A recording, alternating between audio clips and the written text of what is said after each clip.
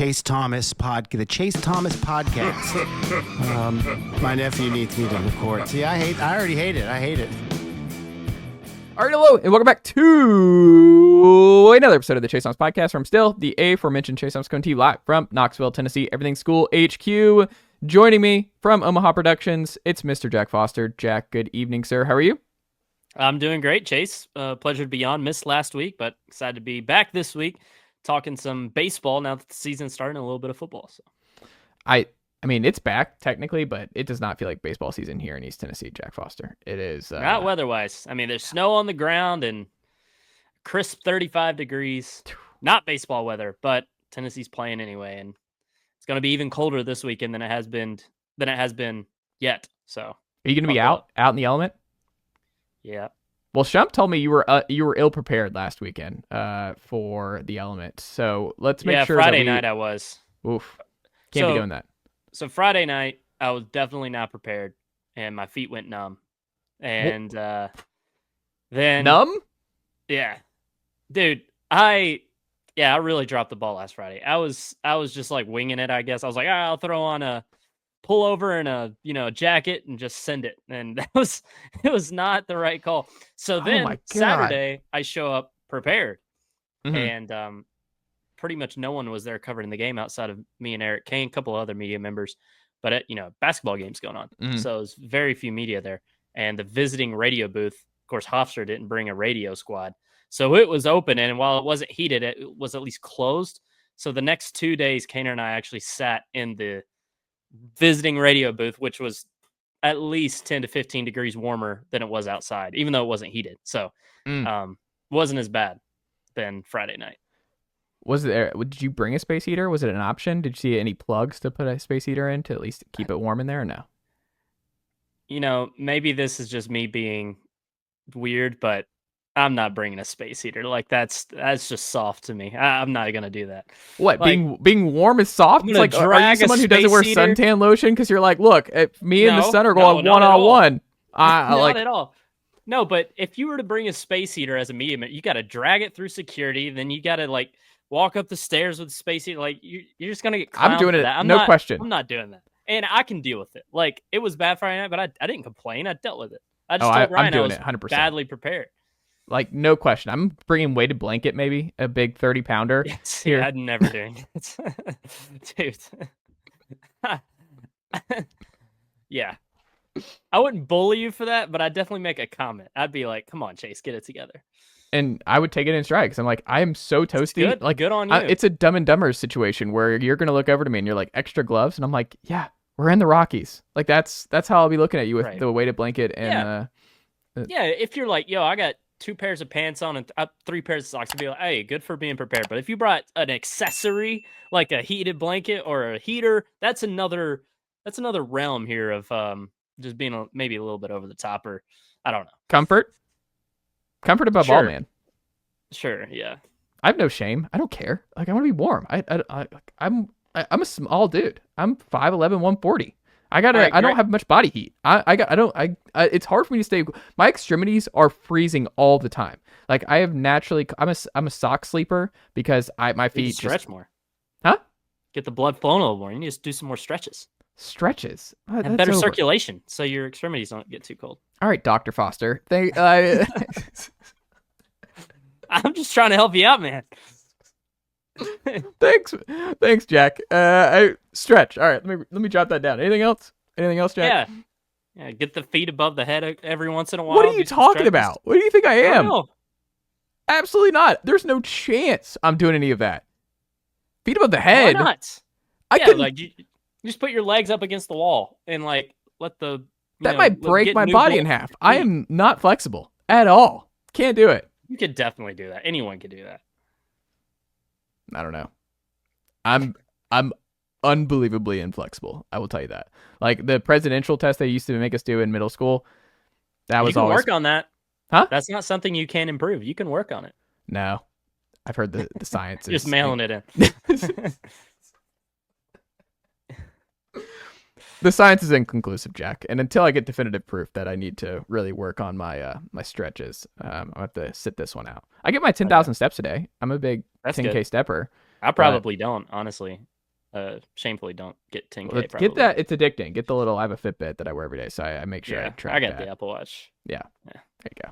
Not a sponsor, could be, but yeah. Hey, if they're interested, I don't know. Maybe more on Omaha. we slap the fruit logo on here. We'll call it. I have some more that I would like to get on first. I have a couple that I'm like the dream ones that I'd like to. Dream sponsor? Yeah. What's number one? I don't want to say it on here and jinx it. I'll tell you off air. Okay. Sounds good. I'll say that it goes hand in hand with some of the stuff we've been talking about here. Yeah. Jack Foster, back here with our Tennessee Best Bets and Tennessee baseball coverage here on these Friday editions of the program. First question I have for you, Tennessee Future Bet, Mike Matthews leads the Vols in receptions in 2025. Are you buying that bet or selling it? Yeah, I'm going to buy it just because I think Mike Matthews is going to be Tennessee's best wide receiver overall in the 2025 season. I don't think that's a hot take. Everybody should want that to happen. That's the expectation. He's the 5-star. You're hoping for a big leap that obviously will come with just a lot more playing time this fall. So I'm going to say Matthews leading the Vols in catches and yards is likely. It's probably minus money if we were setting actual betting lines here. But yeah, I think Matthews will lead Tennessee in catches. I think they'll do some short area stuff, and hopefully he can be a big play threat every once in a while as well. I don't hate it. My gut is like, and it will lead into our next answer here, but our next question. But I could see him having like the number 2 lead, or being number 2 in receptions, number 2 in yards, number 3 maybe in TDs. Like I could see his numbers as a whole, like across the board, being solid, but maybe not necessarily number 1 in any particular stat. Is that fair? Yeah. I mean, I guess like I think if you're just saying he's going to be solid and, number 2 or number 3 in these stats, then that means Brazzell is taking a big jump and is just Tennessee's best receiver. Well, you're overlooking somebody. So I think it's Braylon. Like I think Braylon's probably the best bet for me in terms of. I think the slot position just has a natural advantage in this offense to receptions. So you think Matthews, Brazzell, and Staley are all kind of in the same level in terms of involvement in 2025?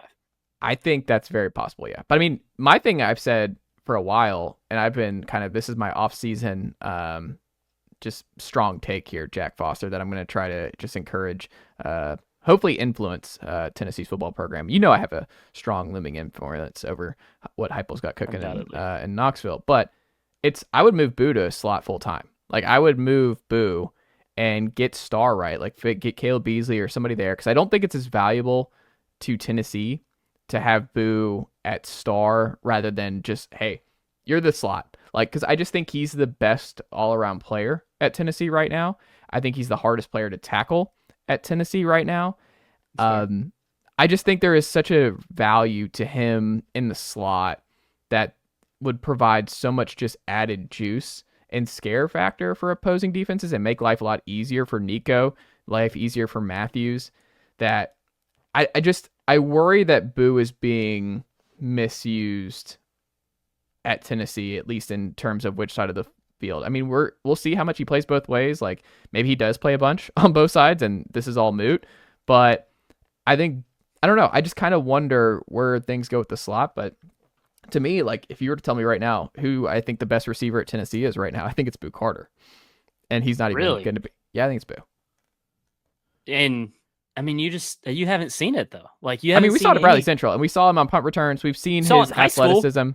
I'm just saying, Boo Carter has some twitchiness. He has the wiggle. Like, he has the stuff that playmaker. He's a playmaker. And I think that it just can't be taught. Like, he has some skill sets. Say it again. So you think because of his playmaking capability, that makes him the best receiver? Yeah.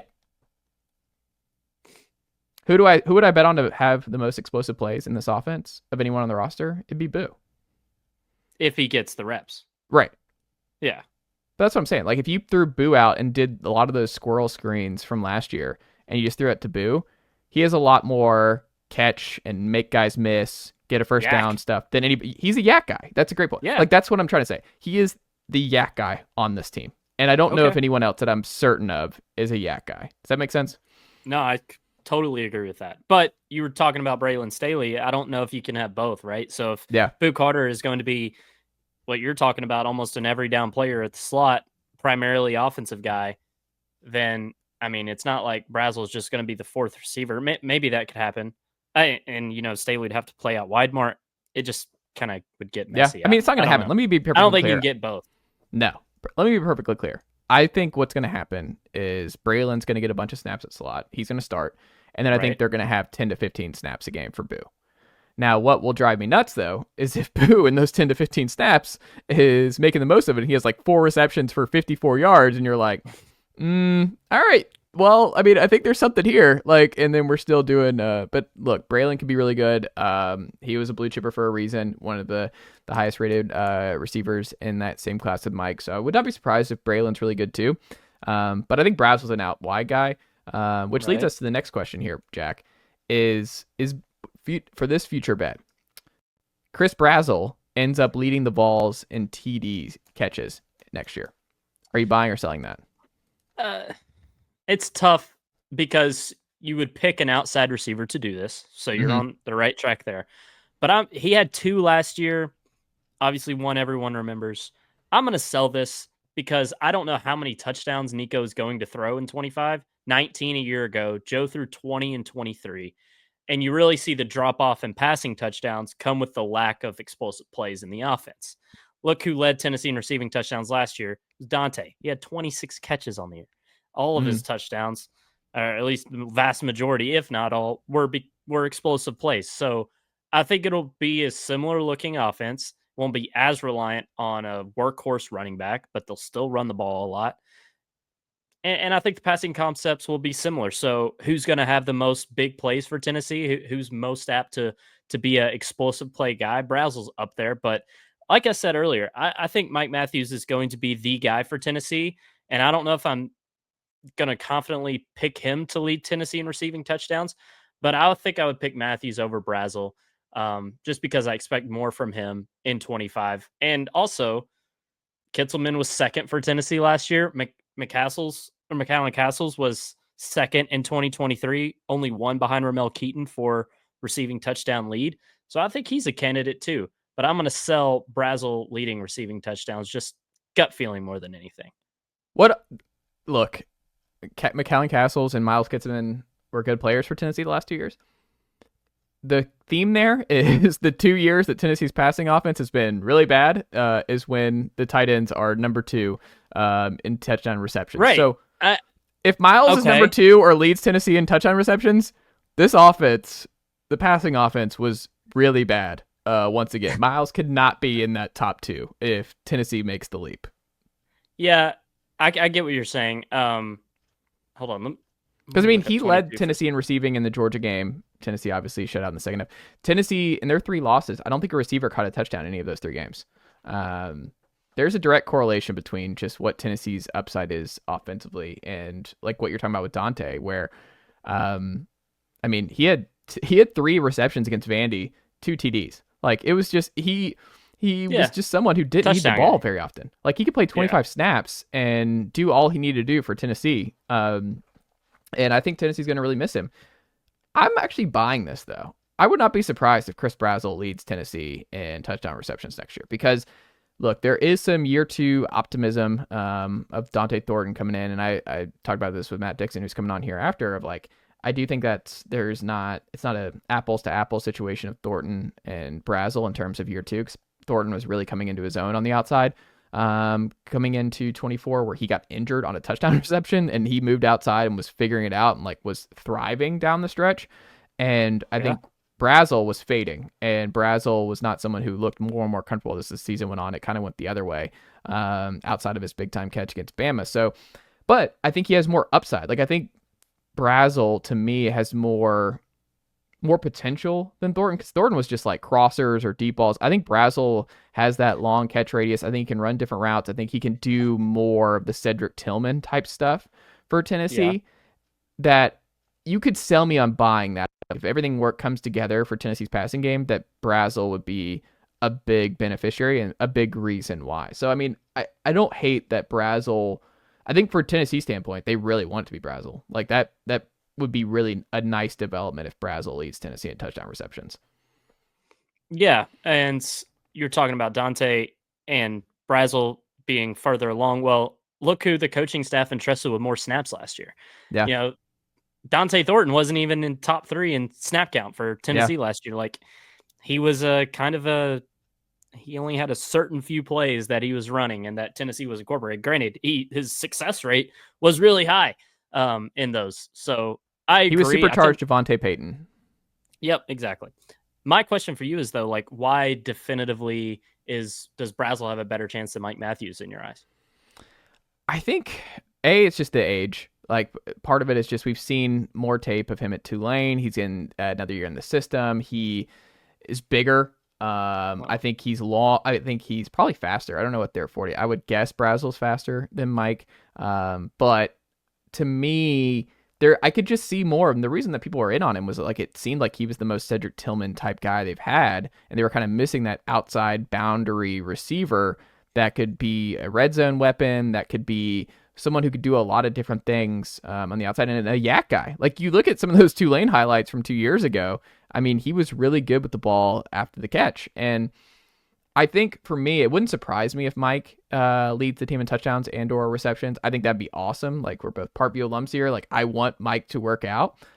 I am just saying it would be better for Tennessee if your one lone upperclassman broke through to take a lot of the pressure off all these young guys, redshirt freshmen, to make the leap with a redshirt sophomore quarterback. Like, I think from where Tennessee's sitting right now in that room, I just think they kind of need Brazzell to be a leader and step up and be a highly productive player that we saw 2 years ago at Tulane. So for me, I just feel like it takes a lot of pressure off those guys and maybe helps them play better and helps them get open more if there's a lot more attention on that side of the field with how Brazzell's playing, and he's more comfortable in that system. So I don't know. I just feel like Brazzell unlocks more for the young guys if he's really good than vice versa, if that makes sense.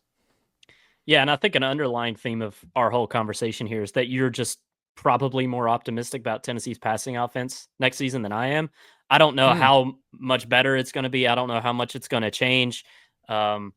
So you look at who led Tennessee in receiving touchdowns last 2 seasons, how it all shakes out. Everything's very close. Like, I think, in all likelihood, whoever leads Tennessee in receiving touchdowns next year will have 7 to 9 and lead by 1 to 2. Like, it's not going to be a big gap. They're probably all going to be pretty close, like it's been the last 2 years. I don't expect anything like 3 years ago when it's Jalen Hyatt leading the pack by 10. Like, I just don't see that happening with the talent Tennessee has at the wide receiver position. But the one thing that could change that is if Mike Matthews is just an absolute dude and gets unleashed, which is, I'm betting more on that than as far as, hey, Tennessee's passing offense is going to work out in 25. Like, you're telling me this. How does that happen? I would say, oh, Mike Matthews must be a dude. So that's why I tend to lean him in these conversations. I hope so, man. That'd be awesome. I'm here for Mike Matthews being a dude in 25. That would be great. Baseball here. Opening weekend, Tennessee outscored opponents, if you include Asheville, like 1,000,000,000-5 over the first 4 games. It's 75-6. That's just bonkers. Just absolutely bonkers what we saw from Tennessee baseball over the weekend. But who had the best opening weekend for you, Jack Foster, and who do you have? What's your biggest concern, if any, for the Vols coming out of opening weekend? Yeah, it's hard to really say who had the best opening weekends. I mean, so many guys raked, but I'll say the number one stock up player for Tennessee will be Levi Clark because, man, can this dude hit the baseball. Like, he gets the first appearance on Saturday, unbelievable 3-for-3 day at the plate, has the 3-run homer, and then, turns around on Sunday, has a good day, and the appearances he got didn't start, and then he gets to start on Tuesday night. Like, I just think Levi Clark is going to be a consistent contributor for this Tennessee team all year long. Wouldn't surprise me if he becomes the main designated hitter for Tennessee down the stretch. Don't think he'll start defensively, but it might be really, really tough to keep Levi Clark out the lineup if he's hitting like this. Pitching wise, I'd say just how good Liam Doyle was super great for Tennessee. Looks like he's going to be a guy you can just ride on Friday nights, your true ace, which I think was the expectation. But, seeing 8 straight strikeouts and just complete domination is, I think, gets the, juices flowing a little bit for Tennessee fans. Biggest worry, it's tough to have biggest worry when Tennessee's outscored opponents 75-6 so far. But I would say infield defense may not be that great this year. If it's going to look like we saw, I think the starters on Tuesday night will be kind of what we see the most majority of the season. Fisher at third, obviously, Curley and Keelan in the middle infield, and then Osuna or Bargo at first. So that is probably the combination you're looking at. I don't know if the defensive upside of that infield is all that great. You have Marin over there at third, gives you, higher playmaking capability.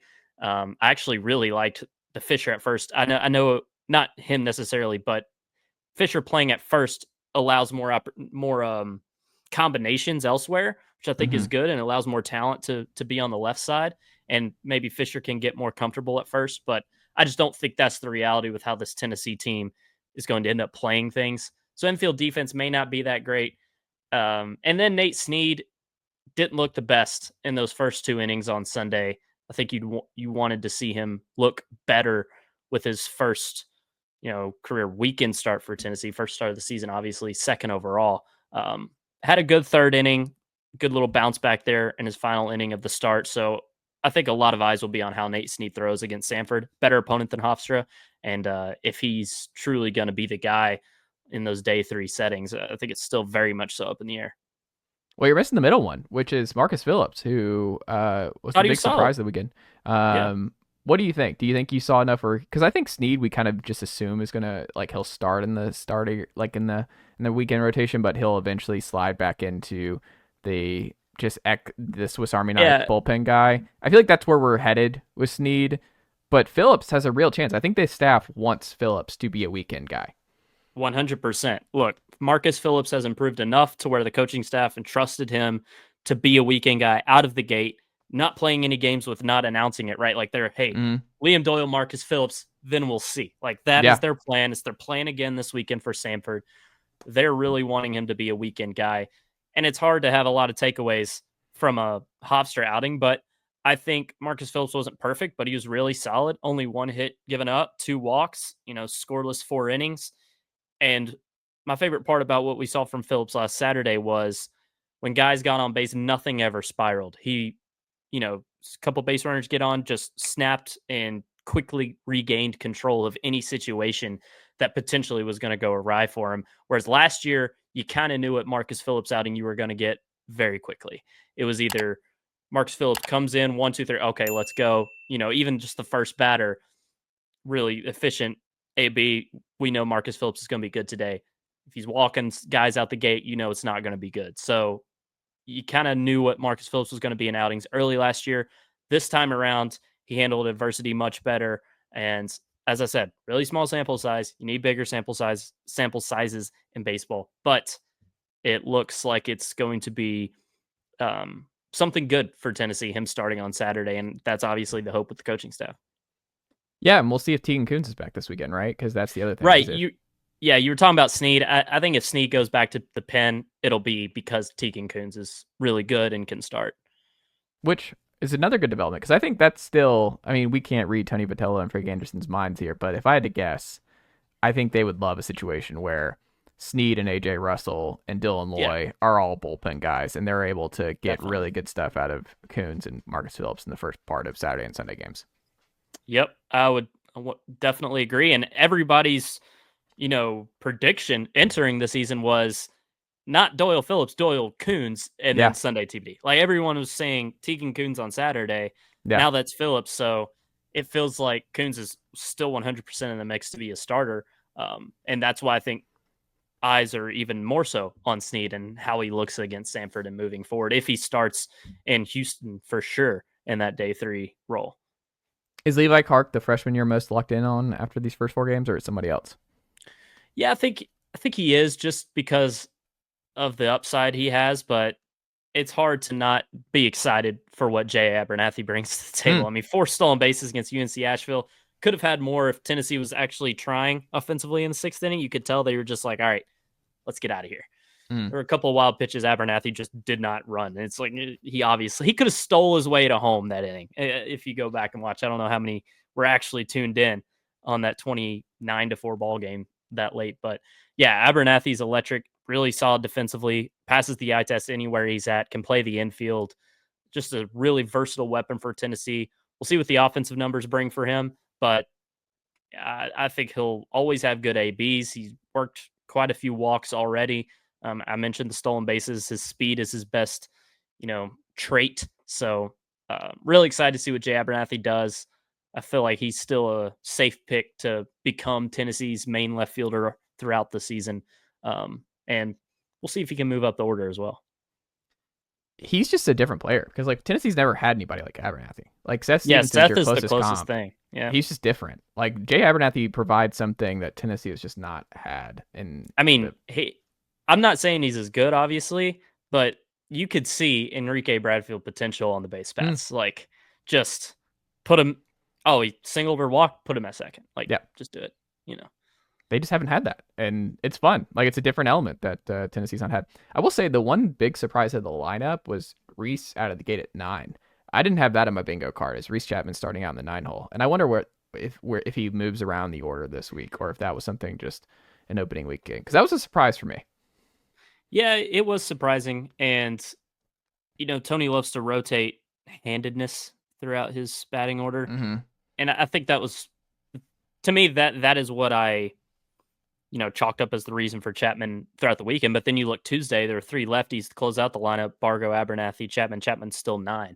So, Tony has the ability to have probably more balance in his lineup this year. I think that's the hope, maybe anyway, than he has had the past 2 years with Christian Scott and Cal Stark 2 years ago.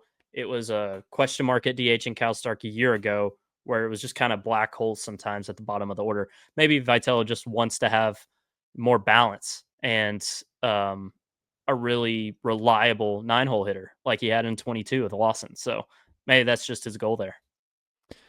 We shall see. Final thing, we'll get out of here, Jack. Your week 2 biggest question with Sanford on the docket this weekend is what?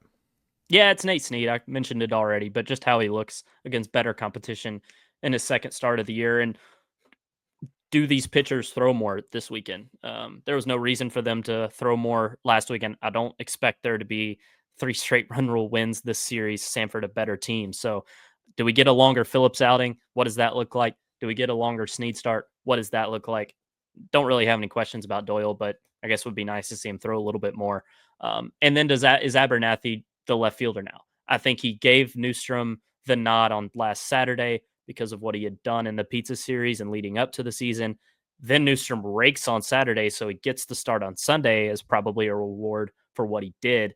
Now I think we see the normalcy of Abernathy and left start to set in a little bit, and see if that prediction comes true, I guess, is another question I have for this weekend. Jack Foster, what can the good folks check out from you over at Omaha Productions and Rocky Top Insider this week? Yeah, of course, full Sanford series coverage over at RockyTopInsider.com all weekend long. If you can't watch the game, we do a live update thread over at RockyTopInsider.com. At-bat by at-bat coverage, the most detailed thread in the game, so be sure and check that out. It's free as well. Some update threads aren't in Tennessee media, so check that out. Fun SV pod this weekend, talking college basketball and the All-Star weekends for NBA and NHL from Scott and Steve. Mina Kimes show, diving into draft prep, so that's always fun. And then always college football. Greg and Paul Feinbaum had a conversation this week about the SEC and Big Ten taking over college football and the college football playoffs. So those meetings going around and potential playoff expansion, what all that entails. Yeah, there's a lot going on in the sport right now. I'm just thankful that we cover a team that's going to be very much okay in the grand scheme of things long term. Yeah, in the safe and sound SEC. Like Tennessee's fine. Like Tennessee will be okay, because I couldn't imagine. I don't even know what I would think right now if I was an Oregon State or Wazoo alum. Like, what are you even like? Just I don't know. And then you're like, I mean, Wake Forest. You just feel like you're at the end. Yeah. To me, Oregon State, Wazoo kind of already learned their fate a little bit. Yeah. Like they're just like, okay, we're just screwed. Yeah. The bottom tier ACC teams to me is where I'd be scared because the ACC could fizzle out quickly, and we ain't getting took by the Big Ten or SEC. They're gonna pick the Florida or even teams, the bottom the team, Clemsons. SEC and Big Ten, where it's like, are you sure Mississippi State, like Sankey wouldn't cook out Mississippi State for Miami? I don't think anybody's getting kicked out of these. They leagues. should. That should be a consideration. I'll entertain that argument. I just don't see it happening. I want to say kick out. What I think would be awesome, they'll never do it because they wouldn't all sign out. It should be like Premier League soccer. Like it should be like relegation, where if you're like the worst 3 teams, 4 teams, whatever, they get subbed out and you move in like the highest group of like the Big 12 and ACC teams. They move up and take those spots. I've seen this theory. Yeah, that is a good theory. It would take a lot of change, but I'd be down for it. Be exciting. Especially down the stretch of like, it's the only way to make Vanderbilt, Mississippi State exciting. Like for a non fan of those schools, we're like, oh, the loser is literally kicked out of the SEC for a couple of years, and it'd be fun. Like I think that'd be a lot of fun. No doubt about it. Jack Foster, always a pleasure, and I'll talk to you next week.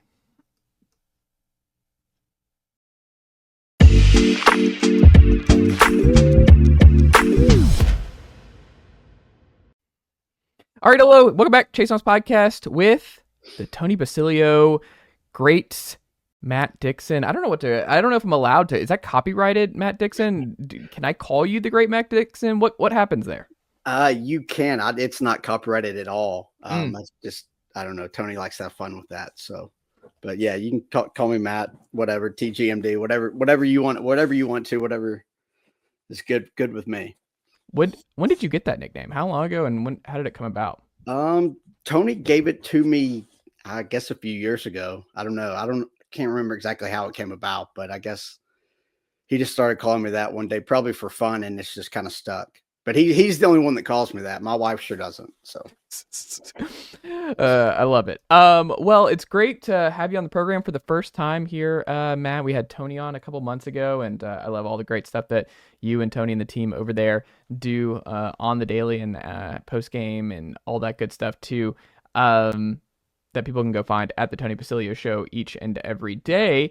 My first question to you, we're going to bounce around here with the big 3 here with Tennessee Vols, and I want to get your perspective because I've always appreciated listening to your thoughts on Tennessee athletics. And right now with Vols Hoops at the tail end here of the SEC slate, my first question to you, Matt, is when you think about what you went into the 24-25 season with the men's team and your preseason expectations, are they about where you expected them to be at this point in the preseason? Yeah, they've probably been just a little bit better than I thought they'd be. I mean, I guess where they're at now, kind of in the league, is probably about right. I didn't expect them to just go undefeated in the non-conference, but they were really impressive and playing well early. Chaz Lanier was an incredible shooter early until teams kind of started to scout him a little bit better. But no, I knew they were kind of at top 10, top 15 caliber team. And really they've been that as a program for a number of years under Rick Barnes, but it's pleasantly surprised. I'm surprised they're as good defensively as they have been in the past. There's not really been much of a drop off. They've been, I think they're number 1 on Ken Palm in defense and have been for almost all the season. And I wasn't quite sure they'd still be that, but they've been about where they are offensively for a number of years. So yeah, this about what I expected, maybe just a tad better. Is the offense better or worse than you expected? It's probably about what I expected. I knew there'd be a big drop off without Dalton Connect, obviously. But Chaz Lanier is really good when he is making shots. Jordan Gainey is a really nice piece off the bench, but he's a little inconsistent. Igor Milicic, I think, might be their kind of X factor going forward.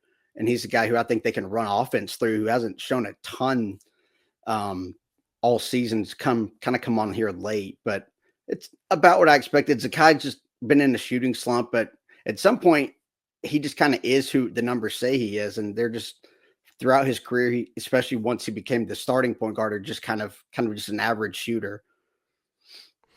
Yeah, I've said that. So one of the things about Zakai, and you saw it in the second half in the Vanderbilt game, and one of the things that I've said on this program with the guys and everything the last couple of weeks was that Zakai, I think, is so I'm going to make this comparison because I'm an Atlanta guy and I watch Atlanta Hawks basketball a lot too. It's like he has a lot of Trae Young to him where he's really good at drawing fouls. Like the reason that Trae was able to get to the Eastern Conference Finals in a lot of ways in 2021 was he was so good at drawing fouls, and they changed the rules really around what Trae was doing in terms of foul hunting, and he was really good at getting guys on his back and then just stopping and getting to the line, and like he's a great free throw shooter.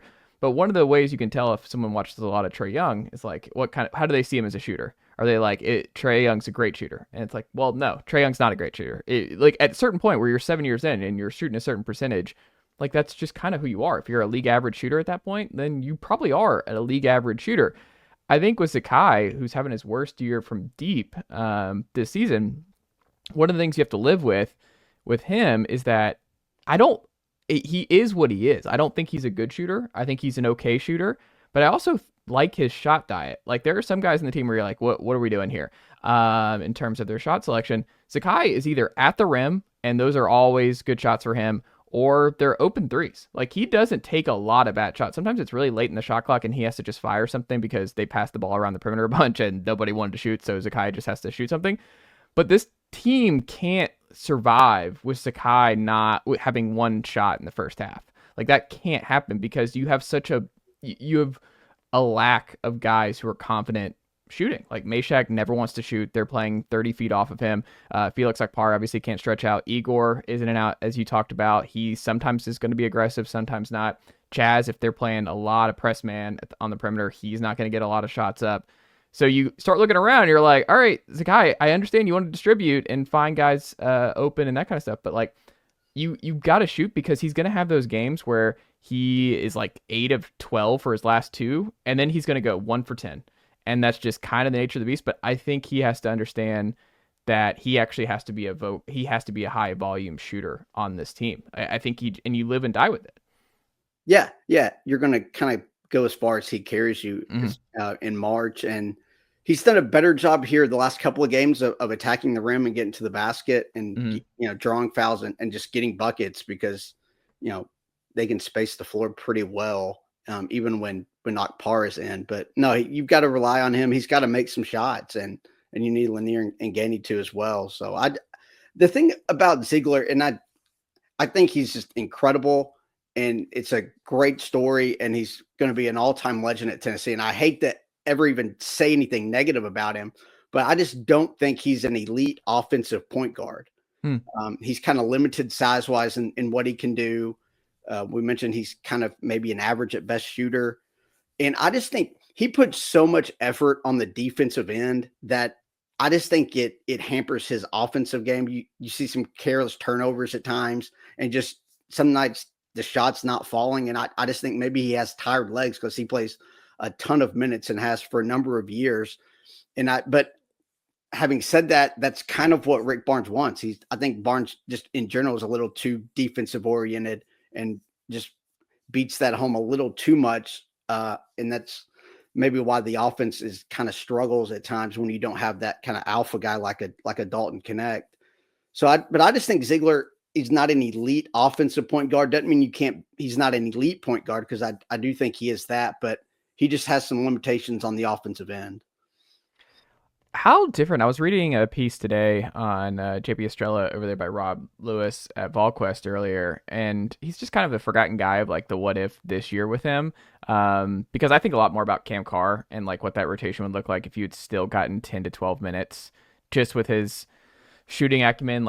That's a what if for me because I think he would be playing consistent minutes on this team down the stretch, and I think they actually probably need his shooting more than they needed Estrella to kind of body, because Estrella, I think Felix Akpar has been pretty good for Tennessee this year, and Cade's come on. So I just look at it in terms of like with their spacing and everything else. I think Barnes would be more apt to play Estrella and Akpara and Estrella and Cade together more than I think you and I might want that to be the case. So I go back and forth on how different things would be ultimately with Estrella, but what do you think about what this year would have looked like if you had Estrella in the rotation all year? Yeah, we haven't seen enough of him to know how consistent and how effective he would be against good competition. I mean, I make fun of Tony all the time. He thinks Estrella is like the hidden piece of the team, that they'd be, better than Auburn with him. Really? Better than Auburn with Estrella? He said that they'd cut the nets down and everything, which can be Tony. If you know Tony, he can kind of say things like that without maybe really meaning them. Tony's watching the Zach Edey Estrella tape over and over again every day, where he's like, look, what more do you need to see? He went toe to toe with Edey. Yeah, and he kind of held his own as well as you could expect him to, maybe a little bit better, but he would be a body that they could use, and luckily, and especially Agpara, this team hasn't really been in foul trouble in games where the depth issue's been a factor. Now it probably will be at A&M this weekend, but I think he would definitely help them, and especially some of these games, maybe when Igor is kind of struggling some, you can mix and match pieces. But he would definitely be a more offensive weapon than Agpara, who's basically just an alley-oop guy and putbacks, because they never really run anything for him. Yeah, that's fair. Final basketball thing. Who do you think's had the most underrated season thus far for the men's team? I'm going to go with Jordan Gainey because I think he single-handedly won that Illinois game, even though that one's not looking as big as maybe it was earlier in the year, because Illinois is struggling for I'm not even sure why. They just been about a 500 team in Big Ten play, but. Last year with Gainey, when he wasn't making shots, he was just a total liability on the floor, and he's improved defensively some this year. You see his length, and he blocks some shots. He gets some steals. He's not just a guy that the other team attacks defensively. So I think Gainey's had a really nice year, and, coming off the bench, I think he's really their only scoring option off the bench. He's got to be a guy that's going to have to give this team, 8 to 12 points in most games in March for this team to advance as far as we want them to. Gainey, I don't know where you've been on it, but I think the just obvious one, and I'm not saying this is the difference between winning a title or not for Tennessee, but Gainey should be in the starting lineup. I think we're past the point of, you're closing with him a lot in that 5-man unit. He has to be on the floor with the closing. The weird thing about Gainey this year, who I think's been really good in a lot of ways, especially at the elbow, is that he's, I think, pretty solid everywhere except from 3, which is weird. He doesn't take a lot of bad threes. I feel like he's had some bad bounces, but I don't think he's chucking. I don't think they're bad looks. I think he's just been unlucky from deep right now with the variance. But I just think where you're at with Meshack offensively, we talked about at the top here with how defenses are treating him. When you have Felix Agpara on the floor with him, it gets very cramped in a hurry. With those two on the floor. And I love Meshack, and I love what he's done here at Tennessee for 4 years. But I think we both know that the best, Gainey's got to be on the floor in crunch time in big games for Tennessee in the tournament. And I think it puts the most stress on opposing teams when you run out Sakai, Lanier, Gainey, Igor, and Felix. And maybe there are some lineups where you could sell me on Igor at the 5 and Meshack at the 4. That also I think has some upside, but I just think that's one where it would help the starts that Tennessee finds themselves in a lot, because I think they're playing a lot of non-shooters in that opening lineup. And if the defense isn't there right out of the gate, then it can get ugly in a hurry for Tennessee, which has been the case sometimes of late, where the defense hasn't been there early on. So you're like, what are we doing here if the defense is playing this way? And we're going with the defense heavy lineup to start things out. I don't know if that's overthinking it, but I think that's an easy one that Barnes, I'm surprised, has not made that flip, because I think Meshack off the bench just makes too much sense. And I think you just have to move Gainey in. Yeah, no, that it's by far their most effective lineup, and it's the one that they obviously can score doing that. And they've used that lineup a lot when they've had to come from behind. Yeah. I think the Missouri game, especially, I think Meshack barely played in the second half. And that was an 85-81 game. Yeah, and that was one of the better games of the year, and one of the better offensive games. A game Tennessee won playing Missouri style, which is impressive. So I do think Gainey's going to have to play more, and probably should play more than Meshack. In tournament type games where you're just going to have to score points. There's no real downside to doing that outside of just throwing off maybe that chemistry or whatever. But I think Meshack is such a team oriented guy that wouldn't be a problem for him. Mm-hmm. The only real pushback I would give is with Gainey. I think you need to kind of stagger how you use Gainey and Lanier, because you definitely need one of those two on the floor at all times. Mm-hmm. But again, you're right when you mentioned Meshack and Okpara. You don't really want to play those guys on the floor together a bunch unless it's to close out a game with a lead. But I do think I'd like to see Gainey play a little bit more, but he's also got to be a little bit more consistent scoring to do that, to warrant that. But I guess it's probably not going to happen because Barnes, just relies on defense so much. But I do think how you finish games would probably be a better indicator. And I do think Gainey should be on the floor in those late game moments. And there was a felonious lineup that Barnes threw out on Saturday that should have been a fine, where I think he had Cade, Felix, and Meshack on the court together for a little bit on Saturday, where it's like, nope, right to jail, can't do it. Like it was, he'll do that sometimes where I'm like, no. Like we need a buzzer where it's like, nope, sorry, can't do it. Not allowed. Yeah. Well, there was one time where one of those extended periods where there was just not a break, where they had the 4 starters and Bishop Boswell out there for like 3 or 4 minutes. And that was in that first half where, granted, Ziegler was kind of struggling, but you were down double digits and really the game could have got away from them there, but they found a way to kind of hold steady there. But no, I don't know. That's one of the problems with this team. You mentioned Cam Carr not being there because, Darlington and Dubar is kind of just a wild card guy that I'm not really sure they want to play in crunch time, or really just in any meaningful minutes. So they really kind of have a lack of options. So you have a narrow rotation, and really it's only a 7-man rotation for the most part, unless you want to throw Boswell in for some first half minutes. Yeah.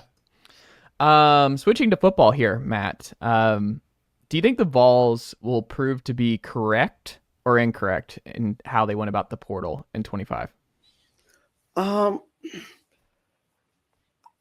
would lean towards correct only because I think as a whole, there really weren't great players in the portal this year. I think a lot of people expected more to be in there, like higher quality guys. But it felt like a lot of teams kept their best players like in-house, which I think is good for the sport overall. Mm-hmm.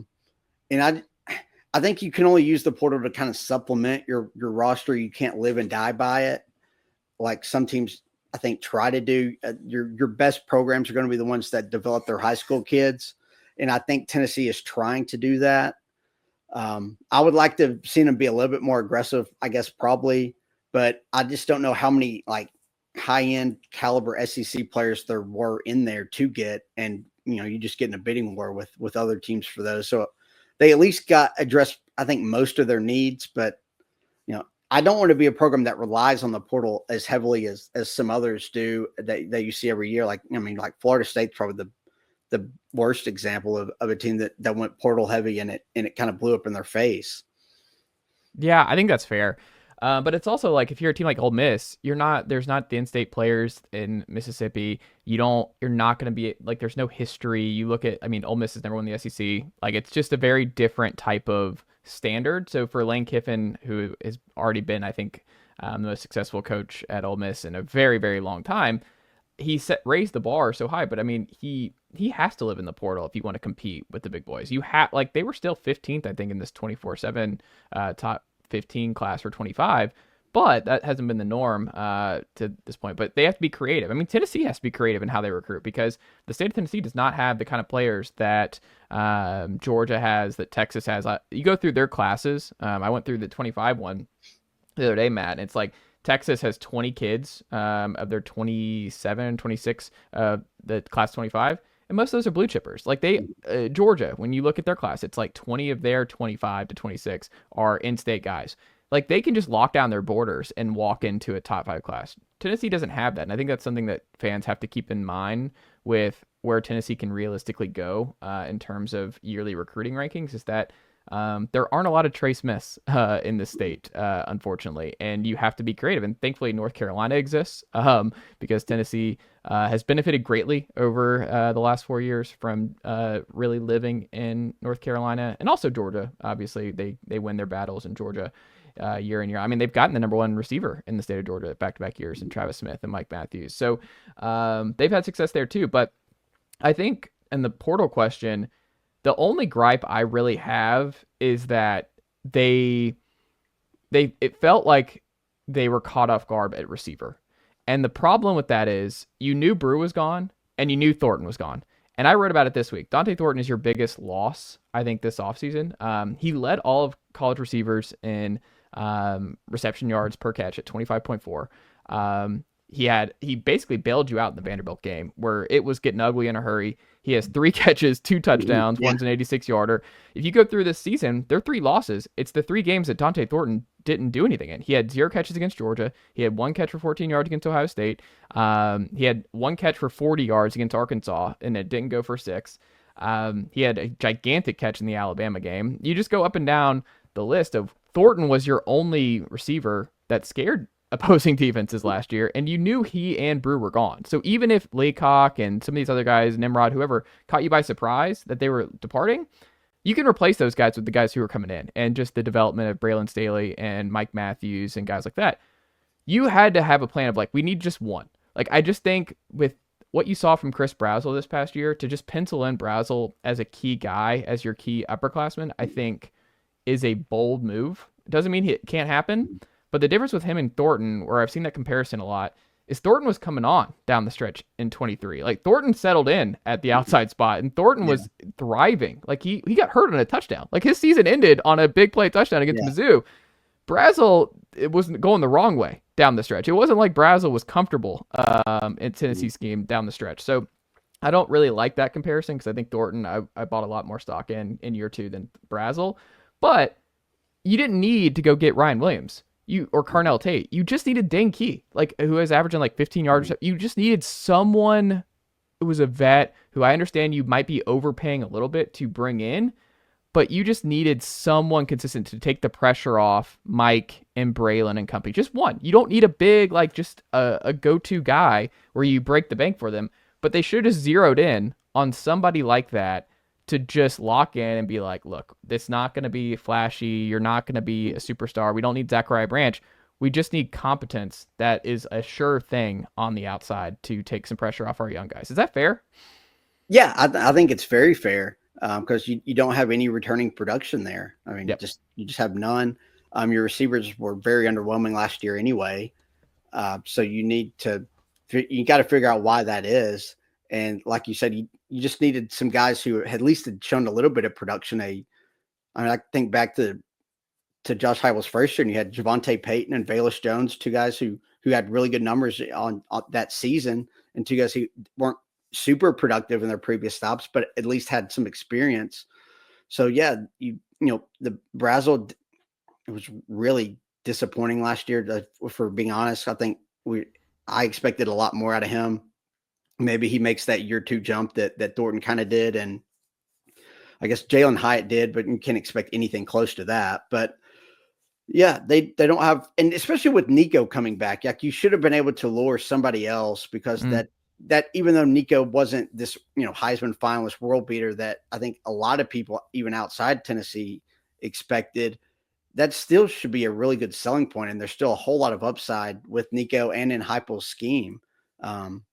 So they probably, I mean, the more I think about it, they probably needed another, because they got the cat. I don't follow recruiting a ton. So the kid that went to Bama, that was Amari Jefferson. But he didn't even play. He didn't play. He had his surgery. You don't know what he's going to be. So I do think it would have been nice to have added at least a starter level receiver. Yeah, and I think that's just all. Like, Isaiah Horton went to Oakland. That's someone who ended up at Bama from Miami, but like, just somebody like that. You just needed someone consistent. I mean, Georgia got 2 with Noah Thomas and Zachariah Branch, and also flooded with their freshman class of 5 receivers. I think 4 of which were blue chippers. So I don't know. We'll see if they end up being correct there, but my gut is it's just way too much pressure on these young receivers to fix the group. Kind of leads in my next question for you, Matt. Gut feeling right now. Do you think the offense will get back into the top 10 in scoring nationally in 25? Jeez. Top 10, I'll say no. I think there's some questions on the offensive line that are an issue. You need a lot of those guys, like a Lance Hurd, to take a big step. You got to figure out who your center is. I guess you did. That's where I guess you went portal heavy. So you have to hope those guys can pan out and gel. I just think you relied so much on Dylan Sampson last year, and he was pretty much the entire offense, and he just a workhorse and carried them. I don't know if they'll be top 10. I think they'll be a much better passing game, but I don't know. That's the weird thing about Heupel, because they started to slow the tempo down. They didn't do as many kind of formations and exotic stuff that it seemed like they really simplified the offense last year. And that kind of concerns me going forward, because I just don't know where the high caliber players are at the skill positions besides Nico to kind of elevate and be a top 10 type offense. I mean, I probably top 20, I would say yes, but a top 10 scoring offense, I would probably lean no right now. And I just don't think you can win the title that way. I don't think you can make the national title. I don't think Nico can have a Heisman type year if it's not there. Because I just feel like so much of this, I mean, they were 94th in passing in conference play this year. And I don't worry about the running game, because I think a lot of the offseason narrative, I think nationally, is going to be about replacing Dylan Sampson. And they've averaged just about 5 yards a carry all 4 years at Tennessee with Heupel. They're going to have light boxes again next year. They're going to have wide splits. They're going to be able to run the ball. It doesn't matter if it's Peyton Lewis, Star Thomas, whoever. I don't even think they need elite play at tackle, Matt. I think they just need okay tackle. I mean, you were able to beat Alabama with Gerald Mincey and J.J. Crawford at left tackle against NFL first-round talent, and you thrived because your tempo was there and you were a well-oiled machine. I don't even think that, I think David Sanders can, if you can just be a B as a freshman plug-and-play right tackle, that's more than what you got last year. I mean, you were getting DF play at right tackle this past year, and Nico was running for his life a lot. I think Nico the training wheels have to be fully off in terms of you kind of what we saw against Ohio State and Georgia, where you got to run, man. It's just, this offense doesn't work if the quarterback's not running often. You got to take off at the first reason that you have to put fear in defenses that this guy can take off and is not afraid of contact and is going to add more pressure on opposing defenses with his legs. You have 2 scholarship quarterbacks behind him now. I understand more why you were hesitant last year. Now it's all boom or bust. You have to just live and die with Nico doing his thing and just seeing what happens. I'm with you though. I don't know if I don't necessarily see it, because I think it relies too much on too many evals connecting, right? Mm-hmm. They have to hit not just on 1 or 2.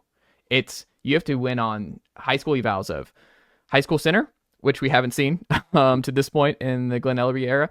You have to win on the eval with Nico, and it's been okay, but as in terms of Heisman, I don't know. I don't know that you need that to happen. You need 3 evals at receiver to work out, 3, and they're all big question marks. And I think 1 is fair. It wouldn't surprise me if Mike Matthews is a really good player next year. Do I think it's feasible that Mike, Braylon, and Chris Brazzell are all really good receivers simultaneously? I have my doubts, but I could be wrong. You start looking at it and you're like, I need David Sanders to do this. I need, you mentioned Lance Hurd. I need Lance Hurd to do this. I need William Satterwhite to do this. I need Nico to make this big. You just run it down. You're like, man, that's a lot of stuff that needs to break out for Tennessee to have a realistic chance at an elite offense again in 25. But the defense raises the bar so high, because I think this defense has a chance to be even better, because I think their linebackers are going to be better next year. I think there's a path where the secondary is better than what you even saw last year. The defensive line will be just fine replacing Pierce, I think. I just look at it and I'm like, the defense is going to keep you in so many games again. And the schedule is really nice. I think a worst case scenario is still 9-3, and everyone's going to talk themselves in. You see South Carolina, Auburn, Florida. I'm like, are y'all looking at these schedules? The one thing about Heupel is he's raised the floor so much where I'm like, I can panic and be kind of worried about where the offense is going, but I mean, it's just such a high floor. They're still probably going 9-3 at the worst, and it might just be a very hollow 9-3 because the defense is really good and the offense still is just there's just something wrong, and it doesn't matter because they just walk into 9 wins. Yeah, a very favorable schedule once again. So yeah, I'm kind of at that 9-3 mark right now. It's really crazy that a Josh Heupel team was this good, but was basically defensive first Yeah. And like, I never would have expected that. Didn't think that was ever going to happen. And after like 22, you're thinking Tennessee's path is to just outscore teams. But now they're playing a lot more complimentary football. The defense has taken just major strides, and I think they'll be really good once again. They return a whole lot of guys. And when you have the defensive line that Tennessee does, that keeps you in almost all games, because when the defensive line struggled last year was when Tennessee got beat. So yeah, it will be interesting. The elevated defensive play gives me a lot of hope, because you do need to kind of have that balance. But it's that, I don't know. The thing about Nico, it's just so weird, because I do think they kind of coached him. They were scared last year. He's the only scholarship guy. He's, first year starting. And you just feel like something happened in that first half at Oklahoma that caused Heupel to really kind of shell up the rest of the year. Like we kind of talked about it on that post-game show, that maybe it's, you had a lead and you didn't want to you wanted to make sure you won the game, but they really, the rest of that season, they kind of coached that way. And, you needed Nico to be a running threat. And he was in the games that mattered. Like he was against Georgia, against Ohio State. He was the only offense, but you've got to kind of let that loose. Like you said, take the training wheels off and just live or die with what you get, and not necessarily coach scared. Like in a lot of ways, it kind of reminds me of how Bruce Pearl and those guys were with Scotty Hobson. He was like their first like elite recruit, and they were so scared to fail with him that in the end, they didn't necessarily develop him as much as they probably should have. Maybe needed a little bit more hard coaching. And I do think that with Nico, it kind of feels that that's how they've been so far, that with being very, very scared to put him out there and have him fail in spots. But this upcoming year, you kind of have to live and die with it and hope that he can elevate not just his play, but everybody around him. Well, I think it's got to be like what you saw in the Iowa game, right? Like that's the best Nico we've seen, is like Nico was running free and it just felt different. And you were just like, okay, if he's doing this is going to be very hard to stop, because the arm talent's obvious. But if he's this comfortable running the football against a really good defense in Iowa, then the sky's the limit for this kid. And I just think that's still the X factor this year, is that like Nico's got to be that dual threat. Like I think this scheme doesn't work without a dual threat quarterback. I think that much is clear. Is like you just can't. I mean, you saw Joe. The best version of Joe was Alabama, where Joe was running option stuff and like lowering his shoulder and putting Alabama defenders on their tail, because it's like, Joe, you have the exact same measurables as Cam Newton. What are we doing? Like, why you got to lower your shoulder? Like, you got to run. Like, I'm sorry, I understand you want to be a pocket guy, but like, you just can't. Like, no, in this scheme, like I think because of how committed Heupel is to this scheme, in the wide splits and the light boxes, and not really using tight ends in like an Ethan Davis, who I'm very curious about what year 3 looks like for him. I just think you have to be able to run. Like I just don't think there's a way around it, because we saw it. Like you were shut out in the first half for a month. Like I don't think you and I ever thought that was going to happen in the Heupel era, and I don't think they cleaned up. I don't think there's. I don't know. I would have also liked, and we can go here, Matt, is I'm surprised that there wasn't more pressure to be like, you got to bring in, you don't have to bring back Alex Golesh, because I know a lot of fans want Alex Golesh back, but you could bring in an Alex Golesh type guy, in that Golesh is not a Heupel lifer. Like he's an Iowa State guy. He's not running, like he is not a Heupel disciple. Wow, that rhymed. Heupel disciple. He was a tight ends coach. Right. That's all you had to do. Like, we're not asking you to bring back a sitting head coach and do the Chip Kelly thing. I think he needed a fresh mind in the room this offseason, because of how pivotal it is for so many different reasons. And I think to run it back with the exact same offensive staff, I think it's a boom or bust, because if this offense is just, the passing offense at least, is rough again, I think you're going to have more potential for fallout in the staff than you would have if you just made a slight change going into this year. And it's a bold move, because Heupel doesn't fire guys, but I don't think there's a way around it if the offense isn't good again, because of the investment in Nico. And if you have 2 years of subpar passing game and, Danny White style with offense, I don't think that plays. No, it won't. And that's why this is such a big offseason for Heupel. They've got to figure out internally how much of their offensive struggles are personnel related versus the opponent and other teams having kind of scouted it and kind of scheming things around to where they've taken a lot of the deep stuff away. How much of it is that? How much of it is Nico, the quarterback play? So yeah, it is a big offseason, and I agree with you. It would be nice if Heupel had other people that they on the support staff or wherever, even assistant coaches, with some of those new ideas and fresh wrinkles, because that's, really the past 2 years, the offense has just not been elite. You've not been explosive. You've been very run heavy, which is kind of the weird thing about Heupel. It's a running offense that just throws the ball deep. They've been able to run the ball really successfully, and that's where a lot of the creativity was last year, creating things in the run game, with pulling linemen, as opposed to the passing game that just hasn't been there for 2 years. So it's a big offseason for Heupel. Hopefully they figured some things out, because when he got let go at Oklahoma, which is kind of a pivotal moment for him, that's when he started using all these wide splits and some of the tempo stuff. Like, he adapted after that. So hopefully he's figured some things out, and maybe they go back to some more of that stuff going forward. Let's hope, man, because I didn't enjoy watching this offense. It's bad to watch. The offense was we have 2 straight years of it bad to watch. Yeah. Yeah. And somehow you won 10 games and made the playoffs, being a run heavy defensive first team, which I think and he deserves a lot of credit for it. Yeah. See, I think that's ultimately a good thing for him as a head coach, that he's evolved and is able to win games like that.